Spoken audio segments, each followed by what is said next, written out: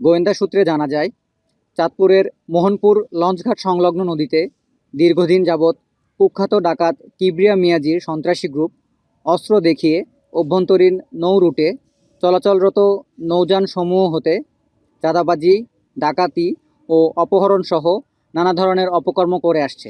প্রাপ্ত তথ্যের ভিত্তিতে আজ 11 নভেম্বর 2025 মঙ্গলবার সকাল 10 ঘটিকায় কোস্টগার্ড আউটপোস্ট মোহনপুর কর্তৃক উক্ত এলাকায় অভিযান পরিচালনা করা হয়। অভিযান পরিচালনাকালে বাল্কহেড এ ডাকাতির সময় একটি বিদেশি শটগান, 10 রাউন্ড তাজা গোলা, 2 রাউন্ড ফাঁকা কার্তুজ, 2টি ওয়াকিটকি, 6টি মোবাইল ফোন, একটি স্পিডবোট ও নগদ 83,000 টাকা সহ কিবরিয়া মিয়াজির 5 জন সদস্যকে আটক করা হয়। জব্দকৃত আলামত ও আটককৃত ব্যক্তিদের পরবর্তী আইনানুগ ব্যবস্থা গ্রহণের কার্যক্রম প্রক্রিয়াধীন রয়েছে। দেশের অভ্যন্তরীণ নৌপথকে সর্বদা নিরাপদ রাখার লক্ষ্যে কোস্টগার্ড ভবিষ্যতেও এ ধরনের অভিযান অব্যাহত রাখবে।